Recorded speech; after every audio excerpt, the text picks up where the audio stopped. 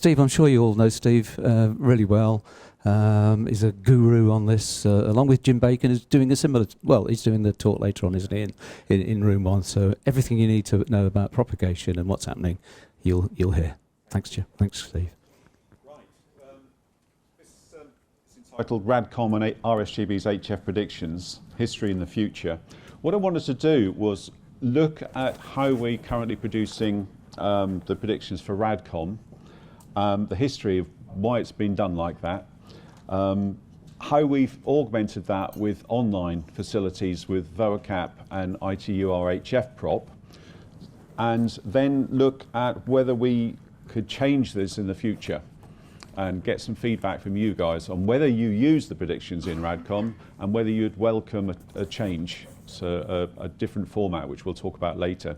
So that's really what I want to do.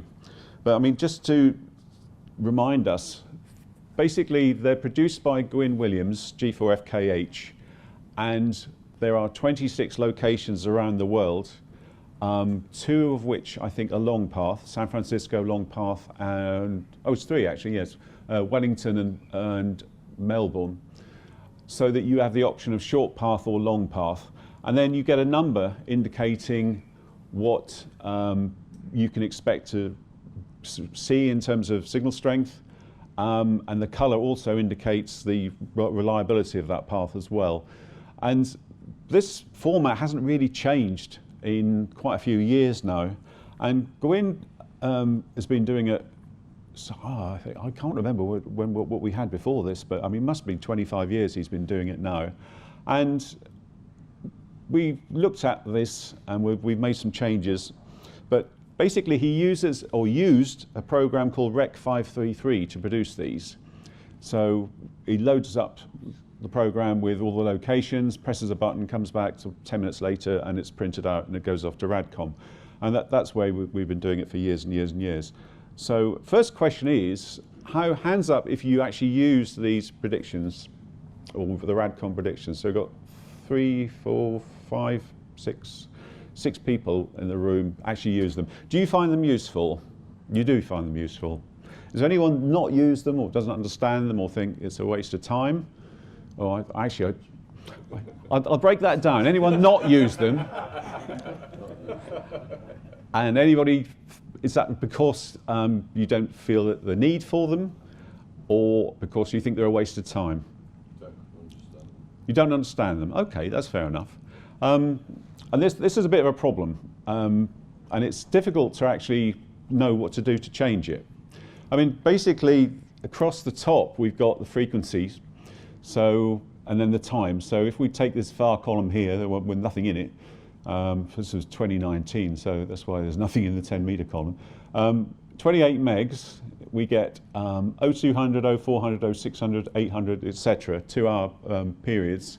And then coming down, you look, if you want to work Tokyo, come across the line and see what you get in terms of suspected signal strength. That's how it works. So as long as you want to work one of these places that is on the chart or on the list, you're okay. Now this was really introduced when we were all using IBM PC programs, to do propagation predictions, programs like W6EL, Prop, VOACAP, and the rest. But now, in the last 3 or 4 years, we've moved to having propagation predictions programs online.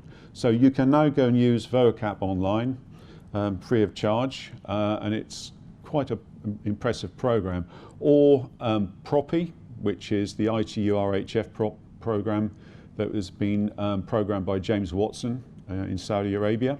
So we no longer need to have a PC dedicated and software dedicated to doing predictions. You can just go online, and I think that the great thing about that is you don't need to have a PC. You can do it on a Mac, you can do it on a tablet, you can do it on whatever you want. You don't need to know what the current smooth sunspot number is, for example, because that's all automatically added.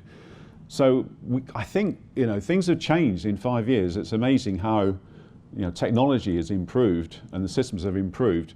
So there's no need for these PC programs anymore. And in the past talked about ACE HF and there was a whole host of them, all based on vocap really, but they've all kind of been made redundant in a way, because we've now got, as I said, vocap online and PROPI, which is the ITU RHF programs available.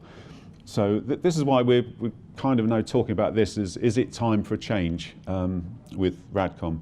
But anyway, apart from that, a couple of years back, we augmented the RadCom predictions, because I should have said that that chart you saw is based on 100 watts to a dipole. And we used to get complaints saying, well, I can do far better than this. You know, I've got a 4-element stepper at 250,000 feet or something. Or someone said, well, look, I'm a foundation license holder. I've only got 10 watts and a bit of wire, and I can't reach these places that saying you could. And this is a tricky thing. We've only got one page on RadCom. So we always say in there, it's 100 watts to a dipole, and you're going to have to, you know, extrapolate or whatever to get your particular station. So eventually I thought, well, maybe there's a way around this. So I had a word with Yari, OH6BG, who's one of the programmers behind vocap Online, and said, look, could you put us something on vocap Online?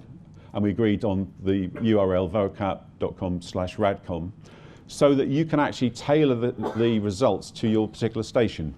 And he said, yes, give me some time, I'll do it. And he turned it around within 24 hours. So, oh, right, okay. So now you go in and you can specify what antenna you're using on 10 meter, well, all the bands actually, 10 through 80, transmitter antennas, receive antennas, what mode you're using, and how much power. So if you do want to run 2 kilowatts to a whatever, you can actually put this information in and then come back to it. And you also have to put your grid locator in, because obviously the RadCom predictions are based on central UK. So you can now basically result in, or come up with the same kind of predictions that you're seeing in RadCom, but they're tailored to your station. And I don't know how many people realise that this is available. How many people have used this facility? Yeah, not many. So this is the trouble. When we introduced this, we had something in RadCom about it, but I suddenly realised that maybe people haven't realised that it's there. So that was vocap Online. And Yari did a really good job, and this is the sort of thing we get now. So the vocap tool, Online tool, produces this. So they're similar kind of graphs, if you like, but we're using colour to depict the ability to work you know, the location. So up in the top left-hand corner is Moscow, and you can see there that as the day goes on, the MUF comes up, so you can work it on 20 meters or maybe 17 meters, and then as the day, the sun goes down, you come back down again to 40 meters. So this is a nice tool to use. You can it uses exactly the same locations as the RadCom tool. And you can print these off as well. So you can produce your own RadCom predictions, if you like, which are going to be better for your station. And we realised that this is trying to be everything to everyone, and we can't really do that. But if you're a super operator with a fantastic station, you can tailor these to your particular station. So that works really well. And that's been available now for a couple of years.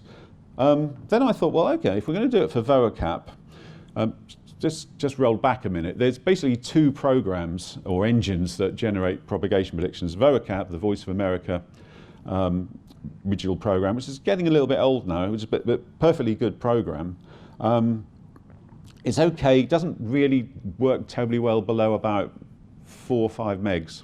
It was never designed to do propagation predictions for 4 or 5 megs. But it's what we've got, and that's what we have to use. The other one is an ITU product, ITU RHF prop, which was released a few years back. And nothing wrong with ITU RHF prop, and it's supposed to give better, maybe more accurate predictions, but it's not very user-friendly. You run the program on your PC, and it gives you numerical output. And I said at the time, wouldn't it be nice if we could take that numerical output and make it more graphical? And that's what Gwyn did with the help of a lot of people to give us PredTest, which was Gwyn's version of it. which is now unfortunately closed down. He decided not to go ahead with it. And Proppy, which James Watson in Saudi Arabia, he was one of the original programmers on PredTest. So basically he took what we did with PredTest and then expanded it even further. But he took that, so now we've got online you can use PredTest, Proppy. Can't use PredTest anymore, it doesn't exist. Proppy or VOCAP online to produce propagation predictions to suit your particular station. So anyway, just going onto VOCAP again. Also, what VOCAP can do is these great little, I can't think what they call it, sort of wheel of propagation predictions, if you like. So you could look there for the hottest point, the hottest colour is kind of 80 metres at 5 o'clock in the morning, or you think, well, no, I don't want to get up that early. Come around again and you can see that 30 metres, 8 o'clock in the evening is probably maybe the best there. So that works very well. That's on VOCAP online as well. So if you go to VOCAP online, you put your details in, press the button and away you go. If anything, VOCAP online is a little bit complicated. Not because it's a bad program, but basically there's so many options that you can use with VOCAP that Yari's done a really good job, but I think for some beginners they get a little bit overwhelmed by the program, so you might be better off looking at Proppy, which is southbytes.asia/Proppy, or just you can search for Proppy and propagation, and that will come up with James Watson's program. But yeah, certainly you're able to use it. So anyway, as I was saying, having done that with Yari and said, look, could you do this? I thought, well, hang on a minute. So I went to James Watson in Saudi Arabia and said, look, we've just done this with VOCAP online. I said, could you do the same thing for me for Proppy with ITUR HF prop? And he went, yeah. He said, yeah, give me a couple of days, and that was it. I don't know how these people work, but yes, he turned this around and said, is this what you wanted? Yeah, it's exactly what I wanted. So we've got a similar system with Proppy for RadCom. So same locations as always, and I think it's, again, you can tailor your antennas to suit your station, tailor your power, and more importantly, you can tailor the mode. Now, obviously, when Whisper came along, that threw a spanner in the works, because nobody had ever thought about Whisper and FT8.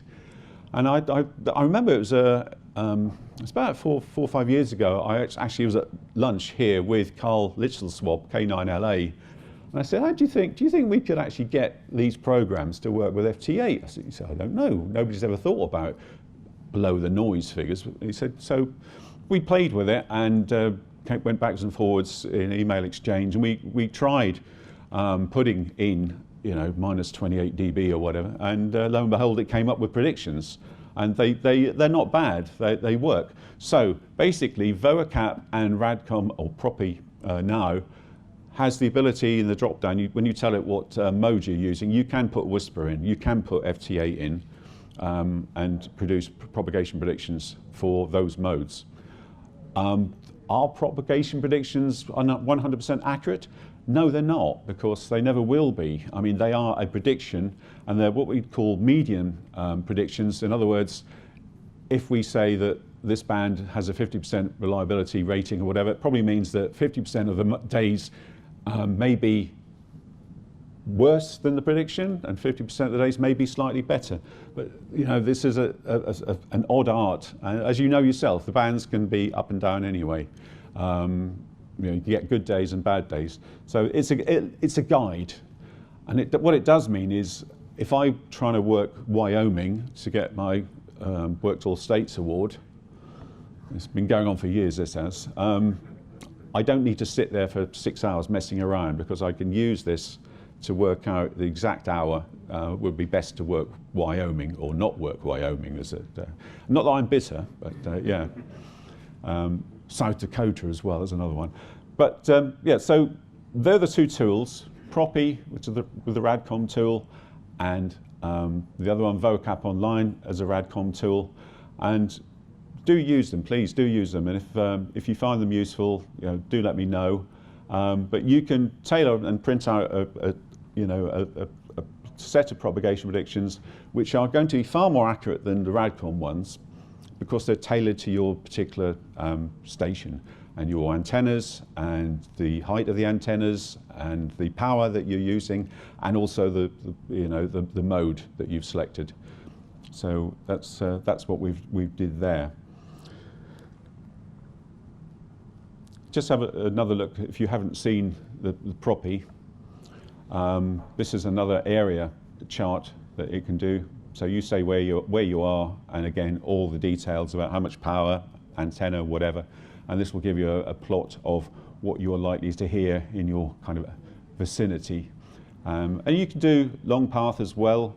You can go for basic circuit reliability, signal to noise ratio, or what the strength's going to be in S points. And you can download it as well. You can press a button and just download the graph or print it out. You can do what you want. So isn't this so much better than trying to use a PC program like we had to 5 years ago? It's so much better, and it's free. I mean, that's the great thing about it. And they're constantly being developed. I mean, Propy, he puts a number of different things in. You can now get propagation predictions for the IBP beacon network. Does anybody here not know about the IBP beacon network? I tend to throw these things in and, yeah, okay. There's a beacon network set up by called the International Beacon Project with CW beacons around the world, and they work in 3-minute sequences. So you say at the start of the hour you hear OH6B in Finland, and it transmits its call sign, then it sends out a 2-second beep, if you like, or a dash. 100 watts, then it steps down to 10 watts, then 1 watt, and then 0.1 watt. And you can often hear the beacons down to 1 watt, if not 0.1 watt. But it's a great way. In 3 minutes on one band, you can hear what's open around the world and how well it's open. So that's why. And he's programmed it into Propy as well now. So you can go along and say, right, give me beacon predictions, propagation predictions for all of the IBP beacons, and press a button, and there you go, you've got it. So you can do that now. That's another tool that's in there on Propy. And right, you can do point-to-point predictions as well. So you can use the RadCom link to produce the propagation predictions for all those locations that are in RadCom, or you can just go freestyle on it and say, right, okay, well, I want to do Norfolk to South Dakota again. And again, you put in your parameters of your antennas and power. It knows what the sunspot number is because that's already programmed in, and hit run prediction, and you'll get a chart. There we go. So yeah, so as I was saying, you can change the antenna, where you are, longitude and latitude, what modes. We've got FT8 up there now.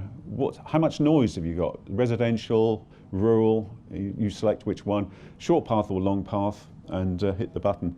So again, you tailor it to your particular station, and you get a chart like that.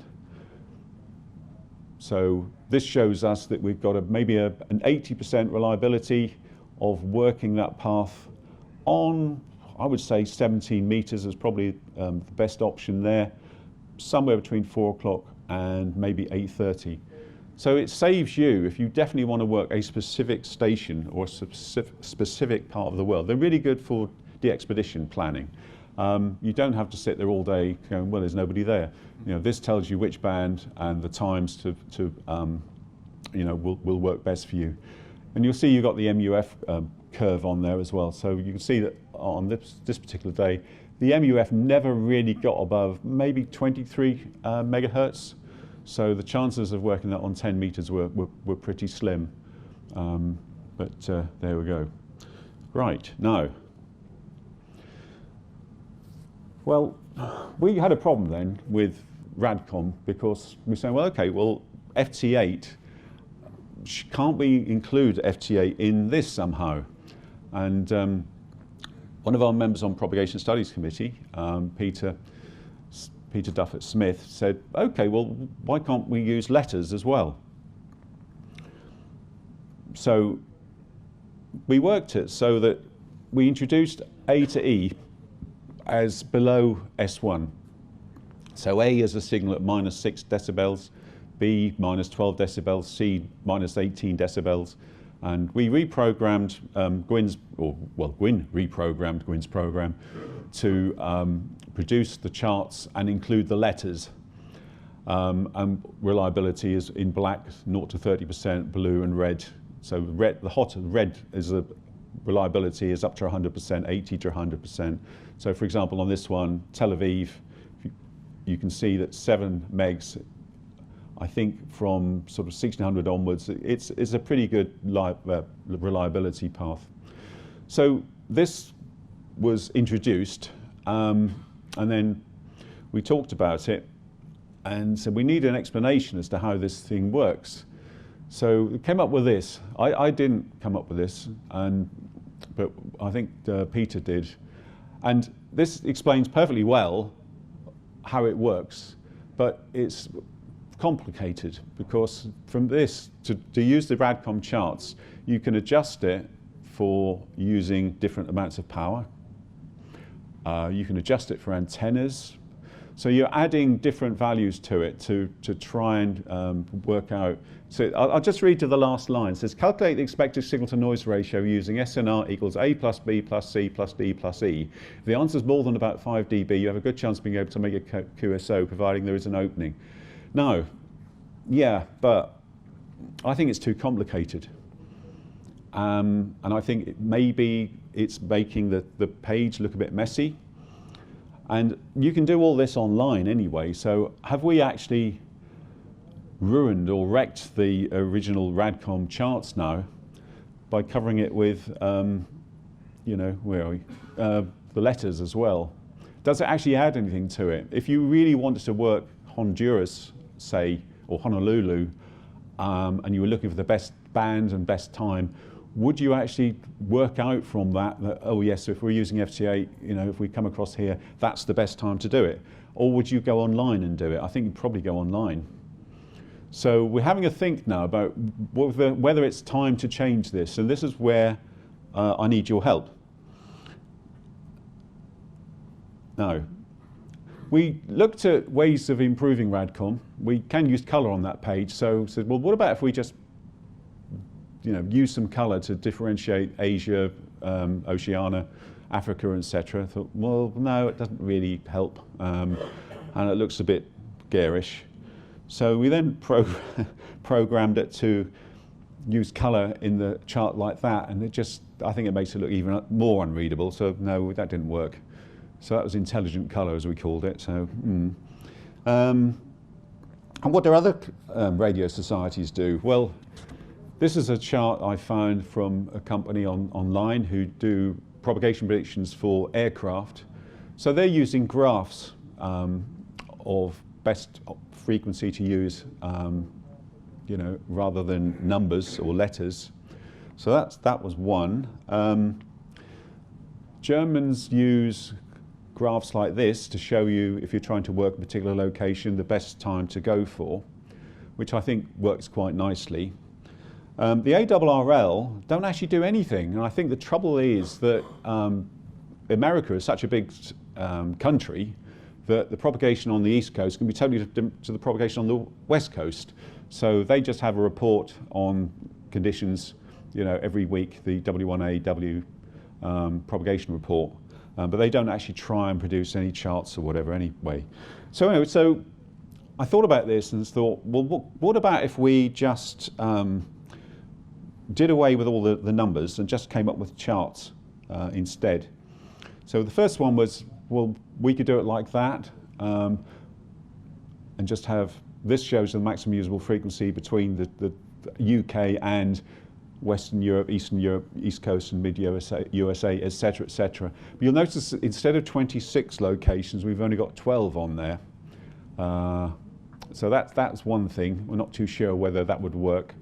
But also, we had a change of editor of RadCom, obviously, in the last month. And we knew this was coming up. So I thought maybe it's not a good time with Elaine about to go to change what we do. Maybe wait till the new editor comes in and discuss it with them. I didn't think it was really fair to dump something on them. And we've had a chat to Ed, and there may be a chance, and I say maybe, that we get an extra page as well. So we could actually have 24 of these little graphs. So really the next step was, okay, well, let's introduce colour. So this is colour charts showing the best band and time. I don't think it's quite pretty apart from anything else. But so that's the current thinking is, well, what if we changed it to this? And we've had a word with Gwyn. I think he prefers his method that's been going for a long time. I think this is more up to date. I think it's quite colourful, and it shows you things that you can't really get from the numbers, such as here. You see, if you're working mid-USA from the UK, you can see this lowest usable frequency chart up here. So the sunrise is there, and then this area there in the blue is absorption. So this is why you can't use figures like 40 meters to try and work USA during the day, because you've got this absorption. But you can see the MUF goes up right to the top there, so it's over 28 megs. This was calculated for this month, so I've only just done it.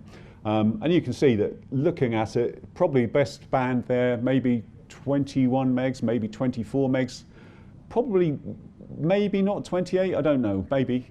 But around about 4 o'clock or thereabouts is the best time. And I think that's just visually, once you get your head around how it works, I think that's a much, much better way of doing it.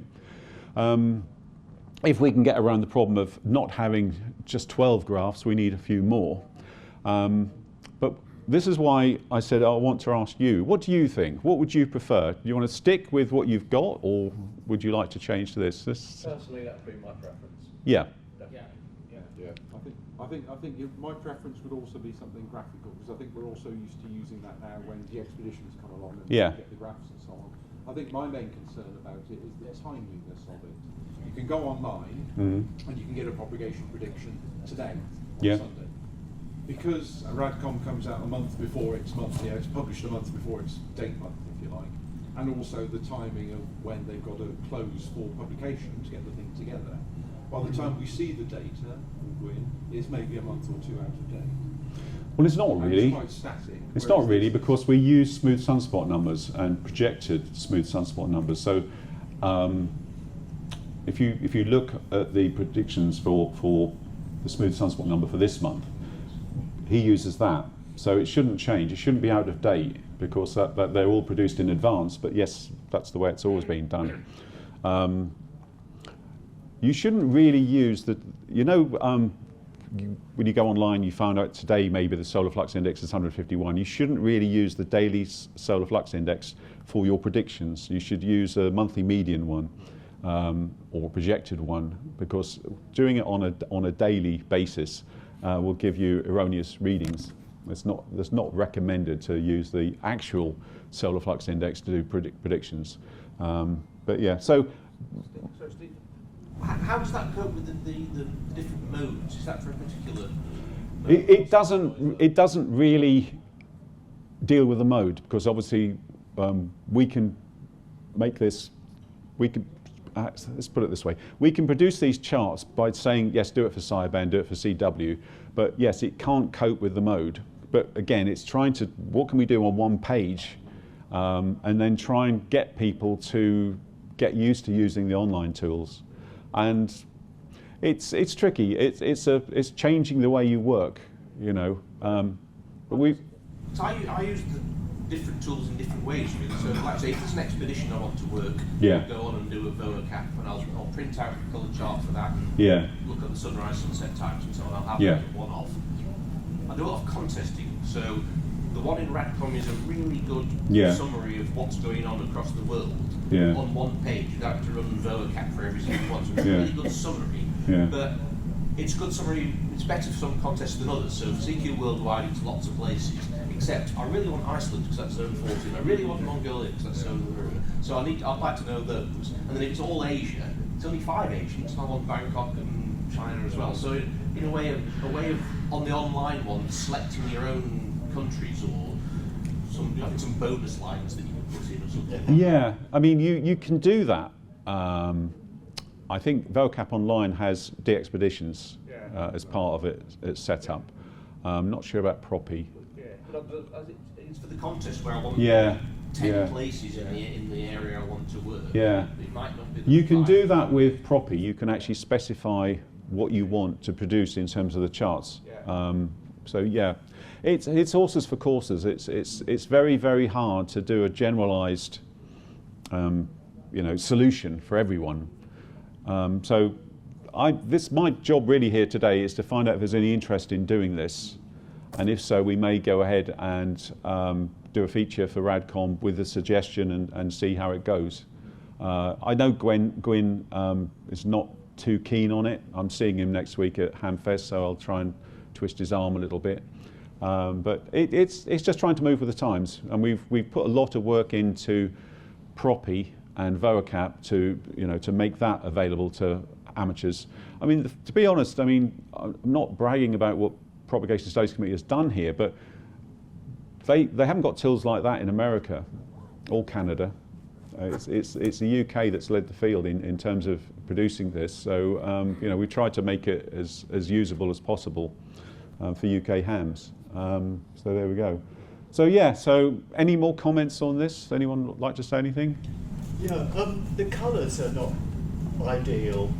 You sort of got reds and browns, which look very similar for the high things, and the blue. If that was white when there's no signal, it'd be cheaper to print. Yeah. Yeah. Yeah. James Watson, who produced Proppy, has said he's happy to tailor this to whatever we desire, and that's a really good point. I hadn't really thought of that. It's the old, heat map. So from cold 0% reliability to red hot, brown hot. I don't know why it's brown, but yeah, it's old, isn't it? But yeah, we could say to him, well, look, this is what we want, but we want it. I don't think could you use white? I suppose you could. Yeah. Yeah. Maybe down the other end. Yeah. So yeah, we could. That's a good point. I hadn't thought of that. Yeah. Any other questions? If not. So what's actually on each axis? I can't quite. Sorry. How does it actually work? Axis is time across the bottom in UTC, and frequency up the left-hand side. Okay. So mid-USA, is the hotspot. This is the best time to work mid-USA, and coming across, you'd see sort of 22 megs or whatever, and then coming down here, 1600 hours. So that's again, it's trying to just simplify it. So try to make it as easy as possible, but time and frequency. And obviously, as the sunspot cycle warms up even further, you'll see lots more 10-meter openings. Actually, we've got 10-meter openings to North America right now. Yeah, good. Any other questions? If not, I'll let you go and have lunch. Hi. Is it the plan that this will stop at 30 megs, or is sunspot hot up with 50 megs? Well, I think we'd stop at. You're thinking about 50 megs, aren't you? Yes. And we've got. Are you chairman of UK SMG now? Yes. Yeah. The chairman of UK. We've got the chairman of UK 6-meter group. There is no reason why we couldn't put it up to 50, but I'm not sure that it would actually be helpful. What do you think? Yeah, you. I think 6-meter openings tend to be outliers. Yeah. They're perturbations on top of this kind of prediction. Yeah. I'd be very wary of putting 6 meters on this chart as saying this is the best. It'd be very time interesting to see whether it was any good. Yeah. I've never tried it with VOACAP online actually. No. I don't know if it goes to 50 megs, but yeah. No. Okay. I just listen. Yeah, you just listen. Good.